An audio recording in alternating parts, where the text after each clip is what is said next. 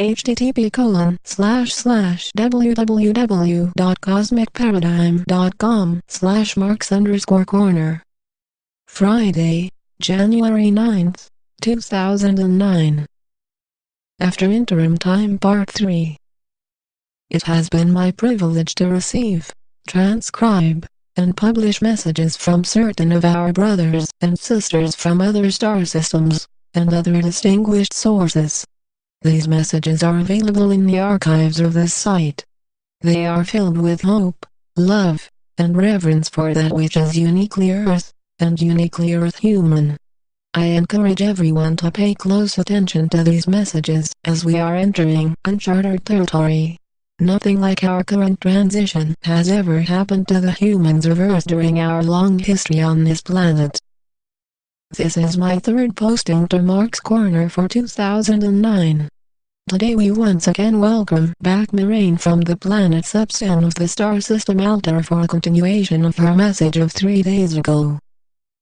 Thank you, Mark. It is my pleasure to be able to once again communicate with my sisters and brothers on Earth. As I look upon your planet, the biggest difference between the situation on Earth and that of my planet, Substan, is the level of oil, gas, and coal extraction and burning in which you engage. As many others have articulated, this is harmful to Earth. As a part of your transition, this extraction and burning will be halted. This will have wide-ranging effects on your civilization. As we have told you, the pollution of your atmosphere, land, and water will be cleansed. It makes no sense to do that if the sources of the pollution are not halted. On Substan, even under the influence of the dark energy, we evolved technology to produce energy so that we no longer burned hydrocarbons. This was a technology for generating electricity by using certain crystals. It is one source of power for the starships of the Armada. The crystals generate electricity, but do not degrade in the process. These crystals are present on your planet, some recur naturally. We have brought more. As I said, a part of the transition to lighter density will mean that burning of fossil fuels will stop. We from Altair, along with others, will replace the electricity generated by this burning with electricity from crystals connected to your grid. The dislocation from discontinuing fossil fuels and switching to clean energy sources will be a major change for the people of your planet. All trains, with the exception of those powered by clean sources of electricity, such as crystals, hydro, wind, and solar, will stop. All diesel-powered ocean traffic will stop. All truck and automobile traffic will come to a halt as supplies of gasoline run out. Those cities where mass transportation is powered by electricity will be less affected than those where the sole means is diesel-powered vehicles. The difficulties of this transition are dependent upon your desire and ingenuity to create and produce vehicles that will run on electricity or other non-polluting energy. How long it will take is only a guess at this juncture. I can see that this is difficult for you to write, Mark, as you see all of its implications, the impact on your life, and on the lives of others. Your main concern is that, if transportation from fossil fuels is abruptly halted, then your society comes to a complete halt. We are all too aware of this.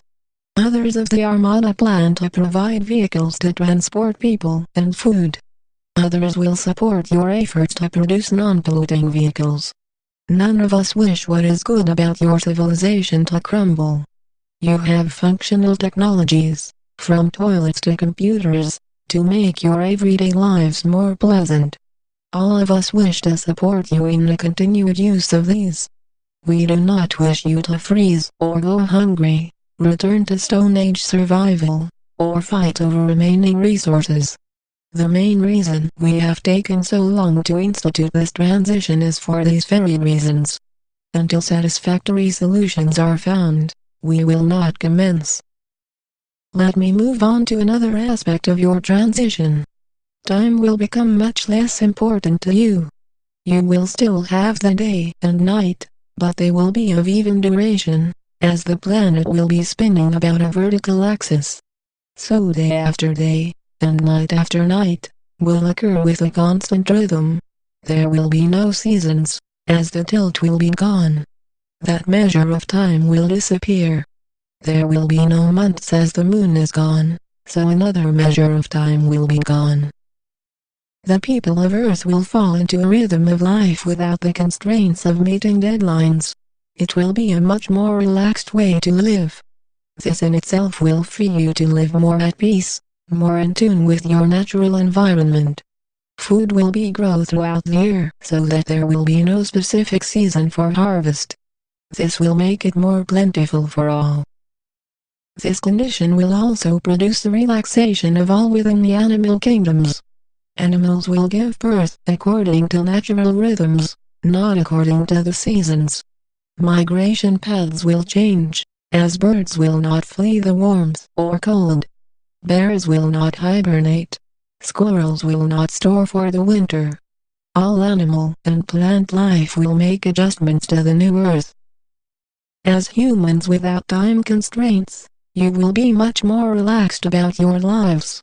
With this relaxation of life will come more freedom to discover who you are, to explore your planet, to explore relations with other Earth humans, and to explore relations with those of us from other planets. You will soon discover more about being one with all. In your new circumstances, you will communicate with anyone telepathically. Such interactions will be based on truth. You will be free to explore who you are, so you may come much closer to the idea of just being. Life will be more relaxed so that you will not feel pressure to perform or to survive. You will probably fuse into that comfortable condition where we of substance now find ourselves. I have found it wondrous to function at a lighter density after having extracted myself from the slow chaotic existence of the third dimension. One more thing I would touch upon, as it will affect your new lives. The surface of Earth will be altered by Earth shifts, and by the heating of the planet. We have indicated to those who are the most likely to stick around where there are safe places to live. Rising seas will inundate much of the current seacoast. The sea will rise about 60 feet when the ice caps are completely melted. This alone will change the face of the land. The earth shifts that will accompany the revised tilt of the earth will produce some plate shifts and volcanic activity. This will add to the changed face of the planet. Alterations of weather patterns will produce more changes on the face of the planet. Against this new physical background, the new civilization will be built. With our assistance, Earth will have cleaned herself. Her environment will rejuvenate itself much faster than your scientists could ever imagine. So you will have a physical paradise. And you will have new ways of organizing yourselves, new ways of seeing yourselves, new ways of being.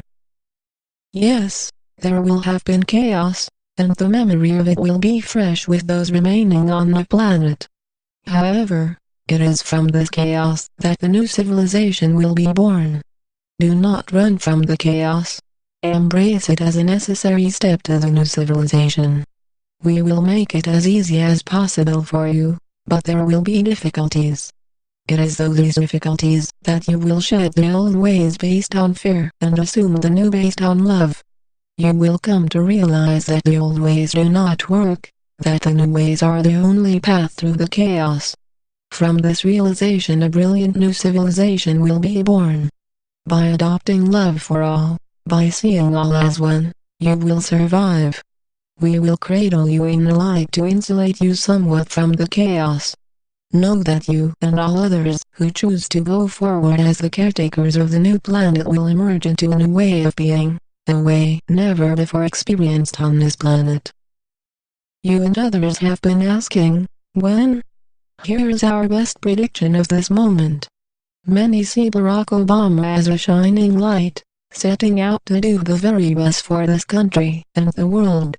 We are concerned that those who seek to retain the status quo may overwhelm his efforts.